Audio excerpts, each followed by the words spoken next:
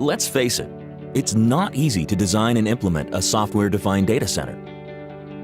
Compute, storage, network, operations, automation. There are 1,000 ways to put those elements together to make something that works, but not all of them produce the best result. What you need is a blueprint. Blueprints spell out exactly which elements you need and the precise way to put them together to create the strongest structure. That's why we've established the VMware Validated Designs, or VVD. We've done the hard work of synthesizing the various software-defined data center elements into standardized and streamlined designs that reduce deployment risk, decrease time to value, and make it easy to manage the day-to-day operations of your new software-defined data center.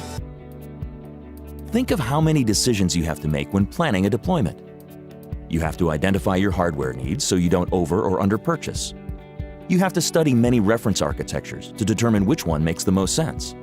Then you have to ensure all the software versions are compatible with each other. The VVD addresses these concerns.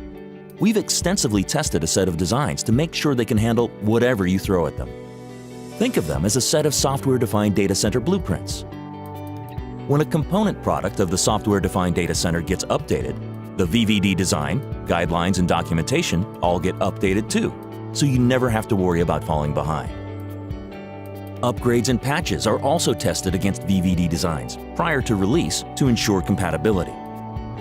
Several VVD reference designs exist, each targeting a different deployment topology: SDDC Foundation, Single Region, and Dual Region, and each with the pertinent availability, scale, and automation capabilities built right into the architecture. So, what does a VVD reference design look like? All VVD reference designs are built using a common set of 4 building blocks, referred to as pods. This foundation provides a highly agile framework for building a highly available, reliable, and scalable software-defined data center. These pods include the management pod, which hosts the solutions used to manage and monitor the SDDC, including vCenter Server, vRealize Operations Manager, vRealize Log Insight, and vRealize Automation. In the management pod, network and security is provided by VMware NSX, and storage is provided by VMware Virtual SAN. Along with the management pod, we have the Edge pod.